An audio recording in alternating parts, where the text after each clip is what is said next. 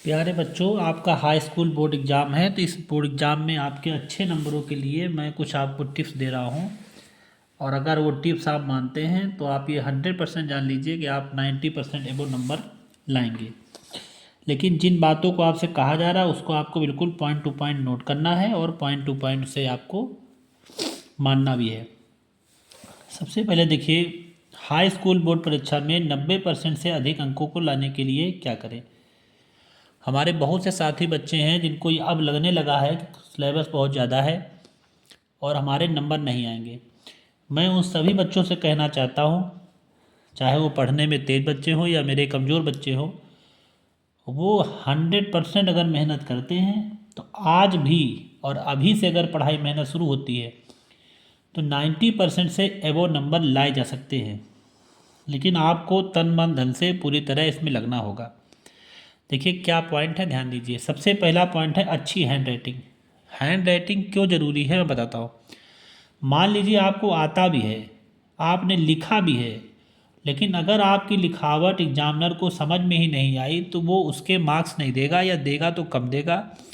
इसीलिए आपका लिखा हुआ समझ में आना बहुत ज़रूरी है। तो आप लोग पेपर में ज़्यादा ऐसा मत लिखिएगा कि जो किसी के पढ़ने में ही ना आए। और ये मत सोचिएगा कि मेरा पढ़ नहीं पाएगा तो वो नंबर दे देगा। अगर वो पढ़ नहीं पाएगा तो नंबर भी नहीं देगा, आप ये जान लीजिए। सेकंड है रिवीजन। कम से कम जो आपका पढ़ा हुआ है, जो आपको याद है, तो आप उसका रिवीजन कर लीजिए, लिख कर रिवीजन कर लीजिए। ये बात आप जान लीजिए। विशेषकर जो भी हमारे सीबीएसई और आईसीएसई बोर्ड के बच्चे हैं वो लिख कर ले, क्योंकि इससे स्पेलिंग मिस्टेक हमको मालूम चल जाती है। रिवीजन बहुत ज़रूरी चीज़ है। स्मार्ट स्टडी का मतलब क्या होता है? देखिए, इसका मतलब ये होता है कि हम एक तरफ से सब कुछ लेके ना बैठ जाएं। हम ये बांट लें कि हमें सबसे क्या कम आता है, सबसे ज़्यादा क्या आता है। तो जो आपको सबसे कम आता है उस पर ध्यान दीजिए। जो ज़्यादा आता है वो तो आप एक बार रिवीजन कर भी लेंगे तो आपको 100% आ जाएगा। अनुशासित टाइम टेबल। अब आप ये सोचेंगे कि सर ने टाइम टेबल के पहले अनुशासित क्यों लगा दिया है। इसलिए लगाया है अनुशासित टाइम टेबल कि ये नहीं है कि हमने अपना टाइम टेबल बना लिया कि हमें 9 to 11 पढ़ना है, सुबह 4 o'clock में जगना है, और आप एक दिन 4 बजे उठे, फिर 5 बजे उठे, फिर 6 बजे उठे, फिर भगवान दया से सोते रहे। तो ये ठीक चीज़ नहीं है। और दूसरी चीज़, रात का भी अगर हमने टाइम टेबल बनाया है तो जो भी टाइम आप अपने घर के हिसाब से देखें कि उसमें अच्छे से पढ़ाई हमारी मैनेज हो सकती है, आप उसी टाइम पे टाइम टेबल बढ़ा करके उसी टाइम मेहनत करिए। और बेटा ये नहीं कि अब इस समय हम 4 दिन घूम रहे हैं या कहीं जा रहे हैं, ऐसा मत करिए। आपके भविष्य के लिए बहुत ज़्यादा ज़रूरी है हाई स्कूल बोर्ड एग्जाम, तो इसलिए अनुशासित टाइम टेबल आपको मानना होगा। प्रश्न पत्रों को हल करना। शुरू में धीरे धीरे अगर आपसे प्रश्न पत्र नहीं हल हो रहे हैं तो आप देख करके जैसे भी कर पाएँ, जब आप 5-6 प्रश्न पत्र हल कर लें उससे आपको 3 घंटे बैठने का अभ्यास हो जाएगा, लिखने का अभ्यास हो जाएगा। आपको पता लग जाएगा कि मेरा पेपर कितने टाइम में हो जाएगा, कितना मेरा छूट जाएगा, क्या मुझे आता है, क्या मुझे नहीं आता है। अगर आप मेरी बात मानते हैं तो मैं गारंटी दे सकता हूँ कि 90% कहीं नहीं गए। पेपरों को हल कर लीजिए। कम से कम 2024 या उससे भी जो पुराने पेपर 1-2 साल के हैं, पक्के तरीके से उन्हें सॉल्व कर लीजिए। एक एक क्वेश्चन लगा लीजिए, तो 100% आप ये जान लीजिए कि प्रश्न पत्रों को हल करने से निश्चित रूप से सफलता आपको प्राप्त होगी।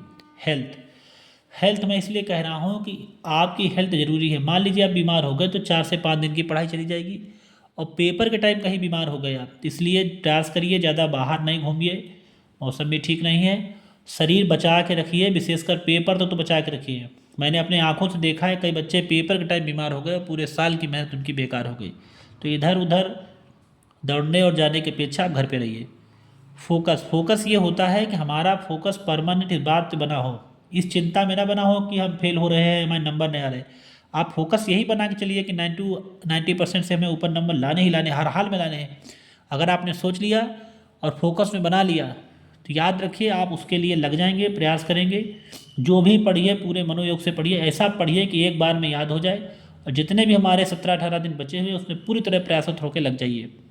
मॉक टेस्ट होता है, जैसे छोटे छोटे क्वेश्चन हैं ले लीजिए, एग्ज़ाम पेपर कहीं से ले लीजिए, एमसीक्यू को हल करिए। आप याद कीजिए, हाई स्कूल बोर्ड एग्ज़ाम में सबसे ज़रूरी अगर कोई चीज़ है तो वो हाई स्कूल में 20-20 नंबर के आने वाले एमसीक्यू हैं।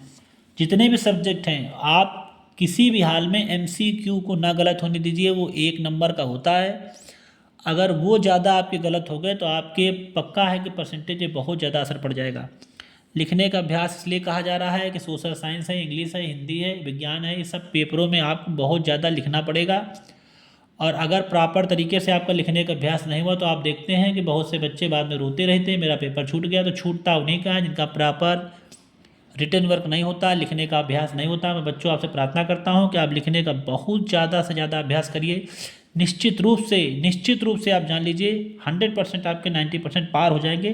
पेपर नहीं छूटना चाहिए किसी भी हाल में। फिर है कि पहले अच्छी तरह आने वाले प्रश्नों को करें।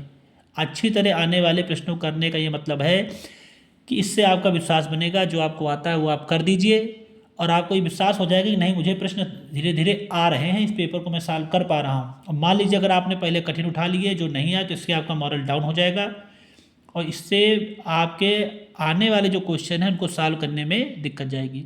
ये 10 पॉइंट्स हैं। अगर आप 10 पॉइंट्स बच्चों मानते हैं तो 100% है, 90% अबाउट नंबर कहीं नहीं गए। आपके माता पिता का बहुत पैसा लग रहा है, उनकी मेहनत लग रही है, आप भी मेहनत कर रहे हैं। थोड़ी सी मेहनत की और बात है, अगर आप अच्छे तरीके से और मेहनत कर लेंगे तो मैं भी भगवान से प्रार्थना करता हूँ कि आपके बहुत अच्छे मार्क्स आएँ, आपकी मेहनत में सफलता मिले। और बच्चों अगर ये वीडियो पसंद आए तो सबको शेयर कर दें, 100% शेयर कर दें। इसे शेयर करने से आप ये जान लीजिए और बच्चों का भी भला हो जाएगा। और प्लीज़ वीडियो फॉलो कर लें। Thank you.